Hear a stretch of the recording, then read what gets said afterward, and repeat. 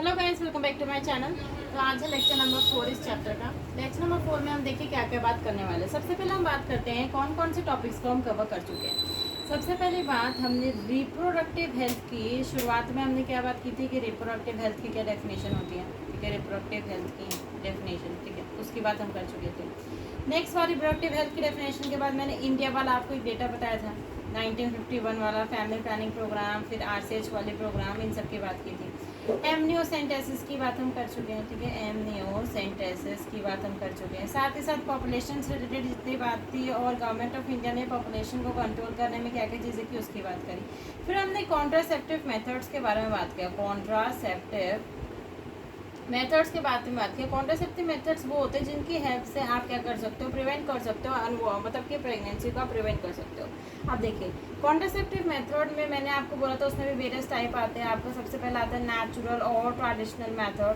Natural और traditional method, ठीक है, नेचुरल और ट्रेडिशनल मेथड सबसे पहले ये आ गया। ठीक है, दूसरा आपका बैरियर मेथड आते हैं। क्या आते हैं? Barrier method. ये मैं बता रही हूँ क्या क्या टॉपिक्स हम कवर कर चुके हैं और कौन कौन से टॉपिक हमें कवर करने हैं। बैरियर मेथड हो गया। बैरियर मेथड के बाद आईओडीज आती है जिनके बारे में मैंने आपको लास्ट टॉपिक में लेक्चर नंबर 3 में मैंने इसके बारे में आपको बताया था। इसके बाद वाला जो टॉपिक जो हम आज पढ़ने वाले हैं वो हम पढ़ने वाले हैं about the oral contraceptive pills. About the oral contraceptive pills, ठीक है, जिसमें आप शॉर्ट फिल्म में OCPs भी कह सकते हैं। ठीक है, अब इसके बाद ओरल कॉन्ट्रासेप्टिव पिल्स के बाद हम कौन सी टॉपिक को कवर करेंगे? जब ओरल कॉन्ट्रासेप्टिव पिल्स हमारा खत्म हो जाएगा उसके बाद हम बात करेंगे अबाउट द इंजेक्शंस, ठीक है, या इंजेक्टेबल्स। ठीक है, उसके बाद हम बात करेंगे इम्प्लांट्स के बारे में जिन्हें अंडर द स्किन इंसर्ट किया जाता है। ठीक है, इंसर्ट ऐसा कॉन्ट्रासेप्टिव मेथड। और फिर उसके बाद लास्ट में जिस कॉन्ट्रासेप्टिव मेथड की हम बात करेंगे जो कि सर्जिकल मेथड होता है, जिसके बारे में आपने बहुत बार सुना होगा, जिसे नसबंदी कहा जाता है। ठीक है, सर्जिकल मेथड। इसके बाद वाले टॉपिक्स को हम नेक्स्ट, अभी आप इतना ही ध्यान रखिए कि अभी हम आईओडीज वाले हम नेक्स्ट लेक्चर में कवर कर चुके हैं और इतने पॉइंट्स को अभी हमें कवर करना है। ठीक है, तो हम सबसे पहले जल्दी से स्टार्ट करते हैं ओरल कॉन्ट्रासेप्टिव। जल्दी से हम स्टार्ट करते हैं with the oral contraceptive pills के साथ।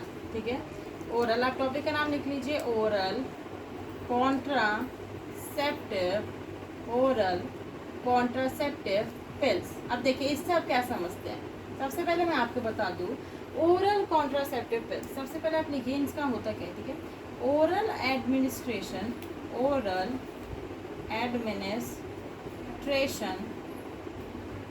Of small doses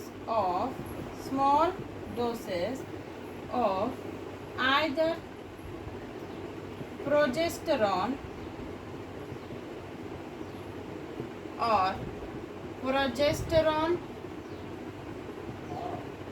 or estrogen combination. ठीक है, पिल का मतलब होता है टैबलेट्स। ठीक है, टैबलेट्स, पैरासीटामोल टाइप इस प्रकार की टैबलेट्स। बहुत लोग पूछेंगे कि पिल्स का मतलब क्या होता है, इसलिए मैंने पिल्स का मतलब बता दिया कि पिल्स से आप क्या समझते हैं। पिल्स से आप क्या समझते हैं? पिल्स का मतलब होता है द टैबलेट्स। ठीक है, पिल्स का मतलब क्या होता है? टैबलेट्स। अब देखिए ओरल कॉन्ट्रासेप्टिव पिल्स, ओरल मतलब ये ओरल कैविटी के बारे में आपको पढ़ा होगा, जो आपके दांत वाला जो पूरा रीजन होता है, टंग जहाँ पाया जाता है, पूरा ओरल कैविटी या बकल कैविटी होता है। तो ऐसी दवाई है जो जिसको आप मुंह में डालते हो और खा जाते हो। तो oral administration of small dosage, ज़्यादा डोसेज नहीं लेनी होती है। ठीक है, स्मॉल डोसेज और फायदा आपको क्या करना है, मैंने आपको बताया कि आपको प्रेगनेंसी नहीं होने देनी। अगर आपको प्रेगनेंसी नहीं होने देनी तो आपको क्या करना है, हार्मोन्स लेना है। या तो आप प्रोजेस्टेरोन को लो, उन टैबलेट्स में क्या होता है, प्रोजेस्टेरोन हार्मोन या प्रोजेस्टेरोन एस्ट्रोजन की कॉम्बिनेशंस के साथ वो टैबलेट्स जो है तैयार की जाती हैं। तो आपने बहुत औरतों को सुना होगा कि जैसे मॉर्निंग पिल्स के नाम से जाना जाता है। ठीक है, बहुत सारे पिल्स का नाम होता है जिन्हें औरतें यूज़ करती हैं। ठीक है, पिल्स टीवी में बहुत एड्स भी आते थे तो उन्हें वो यूज़ करती हैं टू प्रिवेंट द प्रेगनेंसी। पहले आपने डेफिनेशन लिखी कि ओरल कॉन्ट्रासेप्टिव पिल ज़्यादा कुछ नहीं है, टैबलेट्स होती हैं। इस तरीके से आपने देखा होगा 21 डेज़ की, कितनी 21 डेज़ की टैबलेट्स आती हैं और 21 डेज़ के बाद 7 उसमें आयरन कंटेनिंग टैबलेट्स होती है। इस तरीके से पूरा पत्ता आता है। ठीक है, इस तरीके से पूरा पत्ता आता है, आप देख सकते हैं। अब देखिए इसके आगे हम बात करते हैं, ये हो गया उसकी डेफिनेशन कि ओरल कॉन्ट्रासेप्टिव पिल्स से आप क्या समझते हैं। इसके अगर हम बात करें कि ओरल कॉन्ट्रासेप्टिव पिल्स आखिर में कम काम करती क्या है, और अगर मान लो मुझे ओरल कॉन्ट्रासेप्टिव पिल्स खानी है तो मैं उन्हें कैसे खा सकती हूँ। देखिए मैंने आपको बताया था कि जैसे 1 to 5 डेज़ की मेंस्ट्रुअल साइकिल चलती है ज़्यादातर फीमेल्स में। मेंस्ट्रुअल साइकिल, ठीक है, मेंसेस होते हैं, मेंस्ट्रुअल साइकिल होती है, ब्लीडिंग होती है।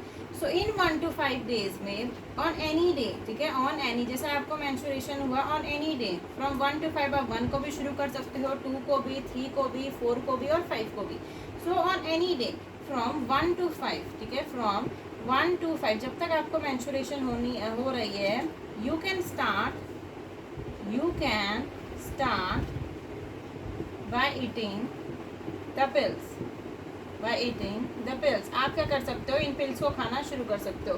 फिर आपको डेली, ठीक है, डेली अप टू 21 डेज तक, डेली अप टू 21 डेज तक आपको ये टैबलेट खाना, डेली अप टू 21 डेज तक आपको टैबलेट खाने। मान लीजिए कि आपका 1 to 5 तक मेंस्ट्रुअल साइकिल चली, आपने मान लीजिए सेकंड डे से ये दवाइयों को खाना शुरू किया, सेकंड डे से जब तक 21, जब तक ये पूरा पत्ता खत्म नहीं होगा 21 डेज तक आपको टैबलेट खाते जाने, एक भी दिन का गैप नहीं होना चाहिए। अब इसका रीज़न क्यों है कि एक भी दिन का गैप क्यों नहीं होना चाहिए, देखिए मैं बताती हूँ। देखिए, आपने मान लीजिए कि ऐसी दवाई खाई है जिसमें प्रोजेस्टेरोन पाया जाता है। अब मैंने आपको बताया था ह्यूमन रिप्रोडक्शन वाले चैप्टर में कि मान लीजिए आपकी हो गई एंडोमेट्रियल की लाइनिंग, ठीक है, इस तरीके से हो गई एंडोमेट्रियल की लाइनिंग। तो एंडोमेट्रियल की लाइनिंग को बनाए रखने के लिए प्रोजेस्टेरोन हार्मोन रिस्पॉन्सिबल होता है कि वो एंडोमेट्रियल की लाइनिंग को बना के रखेगा। अगर वो एंडोमेट्रियल की लाइनिंग को बना के रख रहे हैं, अब देखिए बाहर से आप एस्ट्रोजन ले रहे हैं, ये इस एंडोमेट्रियल की लाइनिंग को बिल्कुल सख्त बना के रखेगा। जैसे जैसे आप प्रोजेस्टेरोन की दवाई रोज रोज खाती जाएंगी, वो जो उस एंडोमेट्रियल की लाइनिंग को बहुत अच्छे से बना के रखेगा। जैसे ही आपने एक भी दिन प्रोजेस्टेरोन को खाना खत्म किया, ठीक है, प्रोजेस्टेरोन की टैबलेट खानी खत्म की, जैसे ही प्रोजेस्टेरोन की वैल्यू घटेगी, एंडोमेट्रियल अपने आप टूट जाएगी और आपको ब्लीडिंग होनी शुरू हो जाएगी, ठीक है, आपको ब्लीडिंग होनी शुरू हो जाएगी। तो आपको क्या करना है, 21 डेज तक लगातार इस टैबलेट को खाना है। जैसे ही 21 डेज कंप्लीट हो जाएंगे, after a gap of 7 days, 21 days के बाद after a gap of 7 days, after a gap of 7 days, जैसे आपने क्या किया, 2 तारीख को मान लें आपने शुरू करा टैबलेट्स खाना, फिर आपने 21 डेज तक ये टैबलेट चली, फिर 7 दिन का गैप आएगा। 21 डेज आप जैसे ही इन टैबलेट को खाना खत्म करेंगे, आपको मेंस्ट्रुअल ब्लीडिंग फिर से आ जाएगी और उन्हीं 7 दिन के अंदर अंदर ही आपको फिर से ये कोर्स को शुरू करना होगा। अब ये कोर्स कब तक चलाएंगे, ठीक है, ये कोर्स तो 21 डेज तक का होता है। मान लीजिए आपको 3 ईयर्स तक प्रिवेंट करना है प्रेगनेंसी को, 3 ईयर्स तक आपको बच्चा नहीं होना चाहिए, तो आपको क्या करना है, 21 डेज तक ये साइकिल चलाती जानी है, कंटिन्यूसली चलाती जानी है, ठीक है। जैसे ही आपको पता चला कि जैसे ये हो सकता है कभी कभी ये काम ना करे, तो मान लीजिए कि आपने 21 डेज तक टैबलेट खाई, ठीक है, लेट्स टेक एन एग्जांपल कि कभी कभी प्रेगनेंसी इसमें हो भी जाती है, तो आपने मान लीजिए 21 डेज तक टैबलेट खाई, आपको मेंस्ट्रुअल ब्लीडिंग नहीं आई, आपने टैबलेट खानी खत्म कर दी, तो मतलब प्रेगनेंसी हो चुकी है, ठीक है, खुशखबरी आने वाली, प्रेगनेंसी हो चुकी है। तो इसका मतलब ये होता है, आपको पूरा कोर्स समझ में आ गया कि 1 to 5 डेज की आपका मेंस्ट्रुअल साइकिल है, आपको क्या करना है, 21 डेज तक ये टैबलेट खानी है।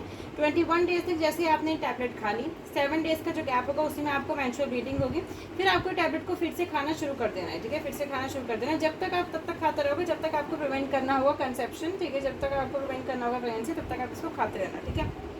अब आपको ये तो मैंने आपको इसका वर्किंग बता दिया, आप इसको खुद से जब पेपर में आएगा तो आप खुद से बना के लिख सकते हैं, ठीक है, खुद से बना के लिख सकते हैं। अब इसमें मेन बात मैं स्टार्ट करती हूँ कि इनका काम क्या होता है, ठीक है, ये जो पिल्स होती है इनका काम क्या होता है। तो इनके काम पे क्वेश्चन आ सकता है, तो आप लिखिए कि दे प्रिवेंट, इनका क्या काम, जो आपकी पिल्स होती है इनका क्या काम होता है, दे प्रिवेंट ओव्यूलेशन। सबसे पहली बात, ये ओव्यूलेशन नहीं होने देगा, ठीक है। दूसरा, ये इम्प्लांटेशन भी नहीं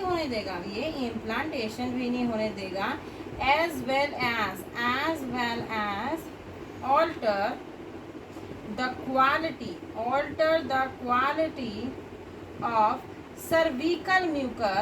of cervical mucus to prevent और रिटार्ड एंट्री ऑफ स्पर्म। तो ये इसका फंक्शन, अगर आपसे पूछे कि ओरल कॉन्ट्रासेप्टिव पिल्स का क्या क्या फंक्शन होता है, वो क्या क्या चीज़ें परफॉर्म करते हैं, तो आपको डायरेक्ट मतलब बिल्कुल कॉपी पेस्ट कर देना है कि they prevent ovulation, implantation as well as alter the quality of surgical mucus to retard the entry of sperm. तो ये चीज़ें ये पिल्स करेंगी। अगर आप इन पिल्स को खाओगे, ओव्यूलेशन नहीं होने देगा, अंडा नहीं बनने देंगे, इम्प्लांटेशन नहीं होने देगा, ठीक है, एज वेल एज जो सर्विकल म्यूकस को थिक कर देगा। सर्विकल म्यूकस देखिए, सर्विकल म्यूकस जो पाया जाता है उसको क्या कर देगा, और भी ज़्यादा थिक कर देगा, जिसकी वजह से स्पर्म एंटर ही नहीं कर पाएंगे सर्विक्स के थ्रू, सर्विक्स के थ्रू एंटर नहीं कर पाएंगे, फर्टिलाइजेशन नहीं होगी, तो अल्टीमेटली प्रेगनेंसी ही नहीं होगी। तो ओरल कॉन्ट्रासेप्टिव पिल्स के बारे में समझ में आ गया। अब देखिए एक ओरल कॉन्ट्रासेप्टिव पिल्स के मैंने आपको बताया जो कि 21 डेज तक खाई जाती है। अब भाई ज़रूरी थोड़ा है कि आप 21 डेज तक खाओ। एक और कॉन्ट्रासेप्टिव पिल्स हैं जो कि क्या हुई, सहेली, जो जिन्होंने आपकी बहुत मदद की। तो सहेली के बारे में बहुत सारे पॉइंट्स आपको बताएं। सबसे पहली बात, ये एक न्यू ओरल कॉन्ट्रासेप्टिव पिल्स है, न्यू ओरल कॉन्ट्रासेप्टिव पिल्स है। ये भी टैबलेट के रूप में पाई जाती है मार्केट में, ठीक है, टैबलेट्स के रूप में पाई जाती है। ये नॉन स्टेरॉइडल होती है। नॉन स्टेरॉइडल से आप क्या समझते, देखिए अभी तक जो मैंने आपको दवाइयाँ बताई उसमें या तो प्रोजेस्टेरॉन या फिर प्रोजेस्टेरॉन एस्ट्रोजन को कॉम्बिनेशन वाले हार्मोन से टैबलेट वो पाई जाएंगी। ये सहेली जो टैबलेट होती है इसमें किसी प्रकार का प्रोजेस्टेरॉन या प्रोजेस्टेरॉन एस्ट्रोजन का कॉम्बिनेशन नहीं पाया जाता है।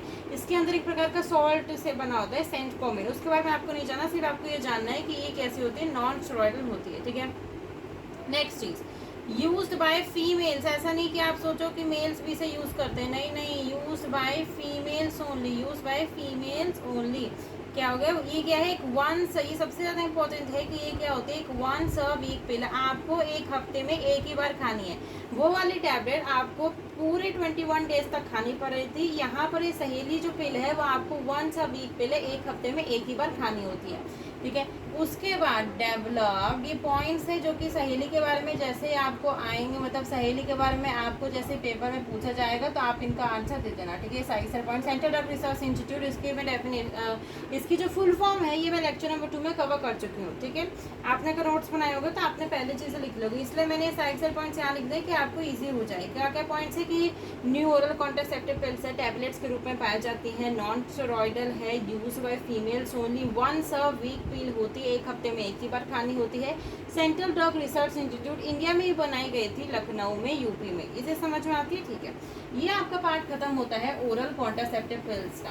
अब हम बात करेंगे इंजेक्शंस और इम्प्लांट्स के बारे में। मतलब मान लीजिए कोई ऐसी वुमेन है, बहुत सारी वुमेन्स होती है जिन्हें टैबलेट्स खाना पसंद नहीं होता, वो ये क्या करती है कि वो चाहती है कि हम इंजेक्शंस लगवा लें या इम्प्लांट्स लगवा लें। तो मतलब आपको यहाँ पर लिखना है कि एडमिनिस्ट्रेशन ऑफ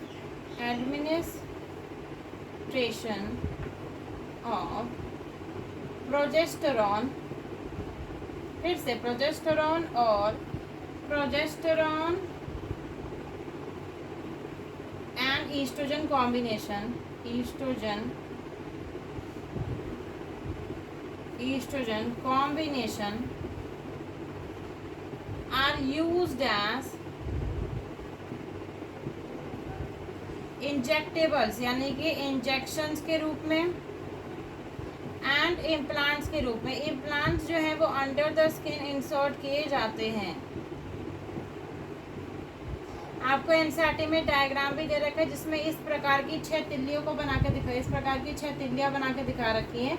इन 6 तिल्लियों को आप क्या करोगे, जैसे आपका ये हाथ है, ठीक है, ये आपका हो गया हाथ, तो यहाँ पर आप क्या करोगे, यहाँ पर एक छोटा सा आपने स्किन को काटा और इसके अंदर आप इन 6 तिल्लियों को इम्प्लांट करवा दोगे। फिर धीरे धीरे ये 6 तिल्लियाँ जो होगी हार्मोन निकालती जाएंगी और ये प्रिवेंट कर देगी प्रेगनेंसी को। आप देखिए, अब आपसे कोई पूछेगा कि आपके पास 3 ऑप्शन है, या तो आप दवाइयाँ खाइए, ठीक है, पिल्स खाते जाइए, ठीक है, जब तक भी आपको प्रिवेंट करना प्रेगनेंसी 3 साल जितने भी, या तो आप इंजेक्शंस लगवाइए। उन इंजेक्शंस में भी देखो तीनों में सेम है। आप लिखिए, पहले ये चीज़ लिख लीजिए, फिर मैं बताती हूँ। देखिए मैं पहले वैसे बता देती हूँ कि इन तीनों में मैंने जब टैबलेट्स की बात करी, इंजेक्शंस की बात करी, इम्प्लांट्स की बात करी, इन तीनों में ही जो आपके हार्मोन्स है वो सेम है, प्रोजेस्टेरॉन और प्रोजेस्टेरॉन ईस्ट्रोजन का कॉम्बिनेशन ही, यानी कि the mode of action is similar in all 3 cases.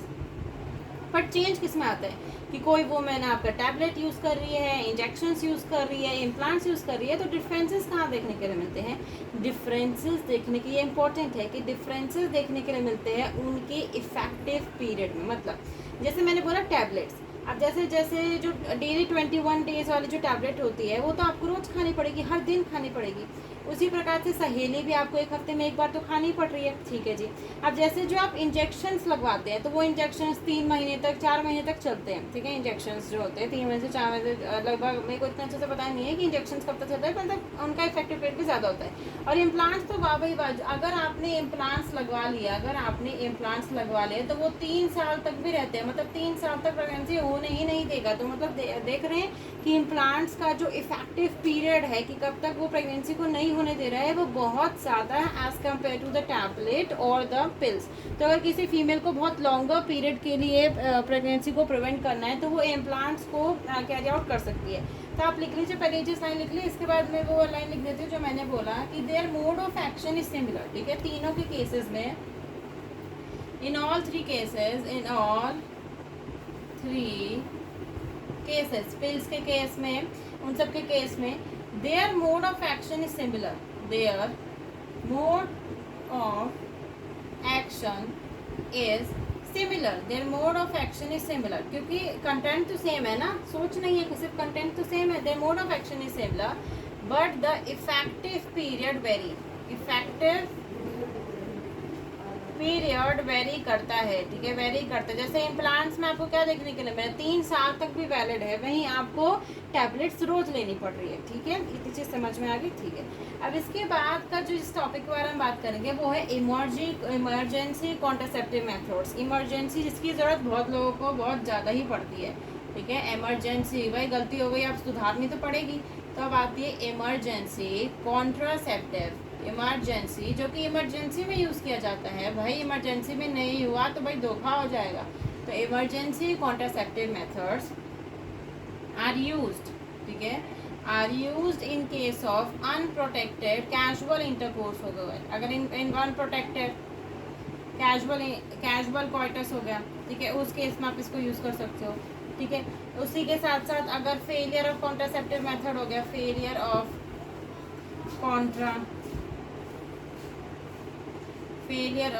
Contraceptive method, या फिर रेप्स के केसेस में भी इस मेथड को यूज़ किया जाता है। ठीक है, रेप्स के केसेस में भी इन मेथड्स को यूज़ किया जाता है।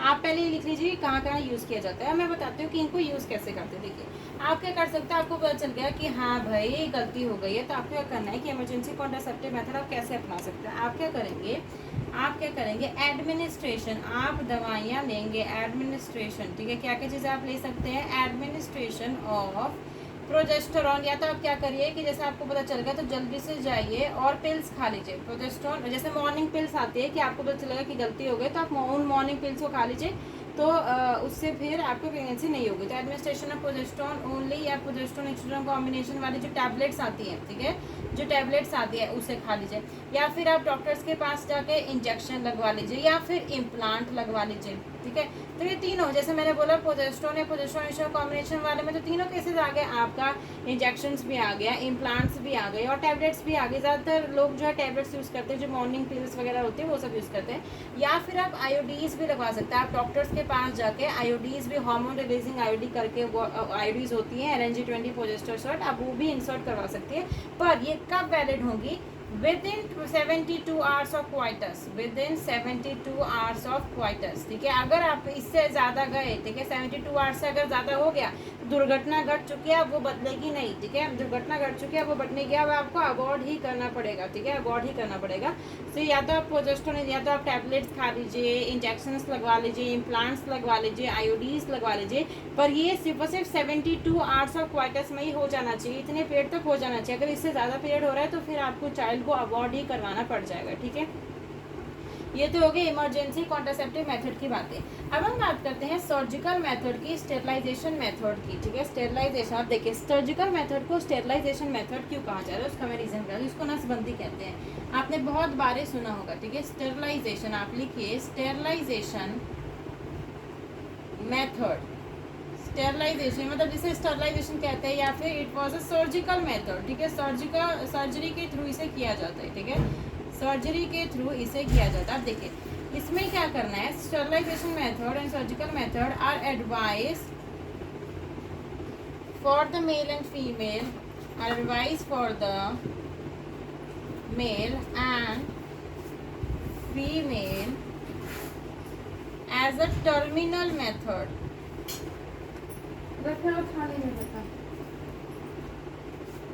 तो देखिए स्टरलाइजेशन मेथड और सर्जिकल मेथड में आपको क्या देखने के लिए मिलेगा, advice for the male and female as a terminal method. मतलब कि बताइए क्या होता है, देखिए मेल, मान लीजिए मेल के 10-12 बच्चे हैं, अब भाई उससे ज़्यादा बच्चे कर रहे हो तो भाई उन्हें पालोगे कैसे, और मतलब कितनी पॉपुलेशन में प्रभाव आ रहा है। तो इसीलिए भाई उसे सजेस्ट किया जाता है कि भाई तू नसबंदी करवा ले, ठीक है। अब उसका कोई चांसेस नहीं, क्योंकि तुम सुधर तो रही नहीं हो, इससे बड़ा आप नसबंदी। तो आप बहुत लोग ऐसे सोचते हैं कि जो नसबंदी होती है वो सिर्फ मेल के केस में होती है। देखिए आपका स्टेरिलाइजेशन मेथड फीमेल में भी एप्लीकेबल होता है, ठीक है। यानी कि मेल, ये बहुत ज़्यादा मिथ है कि मेल सिर्फ मेल में ही सर्जिकल मेथड जो नसबंदी वाले केसेस होते हैं वो सिर्फ मेल में हो सकते हैं। मेल और फीमेल दोनों में ये मेथड जो सर्जिकल मेथड है वो करवाया जा सकता है। पहले चीज़ समझ में आती है। अब देखिए इसमें क्या होगा, आप क्या करेंगे, आपको क्या करना है, ब्रिज को ही तोड़ देना है, ठीक है। जैसे मैंने बोला वांस डिफरेंस, ठीक है, आपको करना है वांस डिफरेंस और फेलोपियन ट्यूब, इन दोनों को कंपेयर करके देखो वांस डिफरेंस और फेलोपियन ट्यूब। पहली बात तो पे आप लिख लीजिए कि ये पेयर्ड स्ट्रक्चर्स होते हैं, बहुत लोग इसको अनपेयर्ड मानते हैं, ठीक है। दो स्ट्रक्चर, दो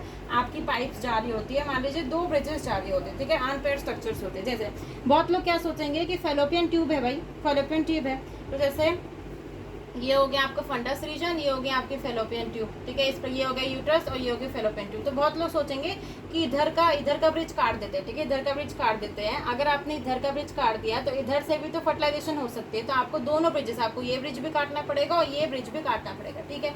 इसलिए मैंने पेड़ वाली बात लिख दी है। अब देखिए आपको क्या करना है कि वांस डिफरेंस को आपको कट करना है, ठीक है। छोटा सा कट लगाइए, जैसे ही ब्रिज है ब्रिज में छोटा सा कट लगा दीजिए और फिर उससे एंड टाई, ठीक है, and tied it up, tied it up. उसी प्रकार से आपको फेलोपियन ट्यूब में भी छोटा सा कट लगाना है एंड टाइड इट अप, ठीक है, टाइड इट अप। तो मैं आपको पूरा प्रोसीजर बता रही हूँ। आपने क्या किया, वांस डिफरेंस के बारे में तो आपको पता ही होगा, RV जो पूरा चलता है। तो वांस डिफरेंस में आप छोटा सा कट लगाइए, ठीक है, उसी पर उसे रस्सी से बांध दीजिए, उसे टाई कर दीजिए। उसी प्रकार से फेलोपियन ट्यूब में छोटा सा कट लगाइए और उसे रस्सी से बांध के टाई कर दिया। अब देखिए आपने क्या किया, आप रीजन समझिए, ठीक है, इन दोनों के बारे में मैं बताती हूँ। आपने क्या किया, आपने ब्रिज को ही तोड़ दिया। मतलब क्या, जैसे मान लीजिए यहाँ से मेल आने वाला था, दूल्हा आने वाला था, उधर से फीमेल आने वाली थी, आपने ब्रिज को ही तोड़ दिया जो उनके मिलने की जगह थी, ठीक है। अगर अब आपने ब्रिज, आप देखिए अब आपसे बहुत लोग समझते हैं कि नसबंदी करवाने से टेस्टोस्टेरोन बचता ही नहीं है, टेस्टिस बचती ही नहीं है, मतलब सब कुछ का कबाड़ा हो जाता है, पर ऐसा कुछ नहीं होता। देखिए पहली बात आप बच्चे से लिखिए कि स्पर्म फॉर्मेशन होगी, ठीक है, ऐसे टिक करके लिखिए, यानी कि स्पर्म फॉर्मेशन होगी। साथ ही साथ टेस्टोस्टेरोन भी बनेगा। ऐसा नहीं है कि आपने सर्जिकल रिमूवल थोड़ा ना कर दिया टेस्टिस का। अगर आपने टेस्टिस ही निकाल दिए होते तो भाई कुछ भी नहीं हो रहा होता है, ठीक है, बिल्कुल आप भाई सन्यासी बन जाते हैं। मतलब ना आपने स्पर्म बन रहे होते, ना आपने टेस्टोस्टेरोन बन रहा होता है। अगर आपने नसबंदी करवाई है तो आपके अंदर अभी स्पर्म भी बन रहे हैं और टेस्टोस्टेरोन भी बन रहे हैं, ठीक है। ये भी एक प्रकार का मिथ है, तो आप इसे याद रखिए। इस पर क्वेश्चन आ सकता है, आपसे पूछा जा सकता है कि अगर आपने वासेक्टोमी करवाई, इसे क्या बोला जाता है, इसे वासेक्टोमी बोला जाता है। वासेक्टोमी आप कैसे लर्न कर सकते हैं, VV, ठीक है, वासेक्टोमी। ट्यूबेक्टोमी फेलोपियन ट्यूब वाले को बोला जाता है ट्यूबेक्टोमी। अब इसको राइट डाउन कर सकते हैं। आप देखिए इसमें स्पर्म भी बन रहा है और उसमें टेस्टोस्टेरोन भी बन रहा है। फेलोपियन ट्यूब में क्या है, फेलोपियन ट्यूब में ओवा भी बनेगा और आपके केस में मेंसेस भी होंगे। मेंसेस यानी कि ब्लीडिंग, मेंस्ट्रुअल साइकिल भी चलेगी। मतलब आप समझिए, जैसे मान लीजिए मेल ने इंसेमिनेट किया फीमेल में, ठीक है, आपने स्पर्म को पहुंचा दिया वजाइना में, वजाइना में स्पर्म को पहुंचा दिया, स्पर्म जाएंगे वजाइना से लेके सर्विक्स तक गए। अब भाई जब वो फेलोपियन ट्यूब के पास जब स्पर्म जा रहा होगा तो उसने देखा ब्रिज तो टूटा हुआ है, ब्रिज तो टूटा हुआ है। मतलब आप इसे समझिए कि ये मान लीजिए ब्रिज है, ठीक है, ये मान लीजिए ब्रिज है, तो इस ब्रिज के इस छोर पे मेल खड़ा है, इस छोर पे फीमेल खड़ी है। मतलब ये ओवा बन के आ गया है, ये स्पर्म मिल के आ गया, पर ये दोनों कभी मिल ही नहीं सकते हैं, ठीक है, क्योंकि फर्टिलाइजेशन कभी हो ही नहीं सकती है। आपने क्या कर दिया, यही तोड़ दिया, मतलब ब्रिज तोड़ दिया। साथ ही साथ ये दूल्हे राजा भी यहाँ नहीं आएंगे, क्यों, क्योंकि देखिए आपको पता था कि वांस डिफरेंस के थ्रू ही स्पर्म का ट्रांसपोर्ट होता है, यानी कि यहाँ पर सीमेन जो निकलेगा वो विदाउट स्पर्म निकलेगा। क्यों, देखिए मैंने आपको बताया था कि सीमेन 2 चीज़ों से मिलकर बना होता है, एक स्पर्म और एक सेमिनल प्लाज्मा। सेमिनल प्लाज्मा कौन बनाते हैं, 2 ग्लैंड्स बनाते हैं, ठीक है। तो ग्लैंड्स तो वांस डिफरेंस के आगे पाए जाते हैं ना, तो उन पे तो कोई फर्क नहीं पड़ेगा। पर स्पर्म मतलब कि आप ये लिखिए कि सीमेन विदाउट स्पर्म। तो पहले इतनी चीज़ों को लिख लीजिए, फिर मैं आपको बताती हूँ, ठीक है। मैं देखिए आपको क्या करना है, पॉइंट्स के रूप में लिख लीजिए ताकि आप लोग भूले ना। तो देखिए मैंने बोला वासेक्टोमी, वासेक्टोमी यानी कि मेल में नसबंदी और फीमेल में नसबंदी को ट्यूबेक्टोमी कहते हैं, ठीक है, यानी कि मेल और फीमेल दोनों में। आपको क्या लिखना है, सीमेन विदाउट स्पर्म होगा, सीमेन विदाउट स्पर्म होगा, ठीक है, सीमेन विदाउट स्पर्म। यहाँ पर मैंने उसके बारे में बता दिया। अब यहाँ पर क्या होगा, सीमेन विदाउट स्पर्म हो गया, फर्टिलाइजेशन नॉट अकर। यहाँ पर एक मेन पॉइंट की तरह लिख लीजिए, फर्टिलाइजेशन नॉट अकर, फर्टिलाइजेशन कभी हो ही नहीं पाएगी। तो ये प्रोसेसेस हो गई, ठीक है, तो चीज़ लिख ली। अब लास्ट में मैं आपको बताना चाहती हूँ कि भाई लोग इतने सारे कॉन्ट्रासेप्टिव मेथड्स का यूज़ करते हैं, नेचुरल मेथड। देखो नेचुरल के तो कोई साइड इफेक्ट नहीं होता, नेचुरल चीज़ें नेचुरली रहती है। तो जो मैंने आपको कैलेंडर मेथड बताया, withdrawal, coitus interruptus, lactation, amenorrhoea, उसका कोई साइड इफेक्ट नहीं है, आप उसे यूज़ करिए। और उसके फेलियर के चांसेस भी बहुत ज़्यादा, आपको प्रॉपर नहीं पता कि प्रेगनेंसी हो भी सकती है, नहीं भी हो सकती है। पर जो आपको मैंने मेथड बताए, बैरियर मेथड बताया, आईटीज़ बताई, इंजेक्शंस आप लगवा रहे हैं, इम्प्लांट्स आप लगवा रहे हैं, साथ ही साथ सबसे लास्ट मेथड आपने सर्जरी तक करवा ली। अब देखिए इन सारे मेथड्स के बहुत सारे प्रोज और कॉन्स देखने के लिए मिले। जैसे आपको स्पेस चिल्ड्रन करना है, जैसे फर्स्ट चाइल्ड और दूसरे चाइल्ड के बीच में आपको 3 साल का, मान लीजिए मिनिमम 3 साल का गैप आपको अगर रखना है, 3 साल का गैप रखना है, तो आपको ये सारे के सारे प्रोसेसेस कॉन्ट्रासेप्टिव मेथड्स को अपनाना पड़ेगा।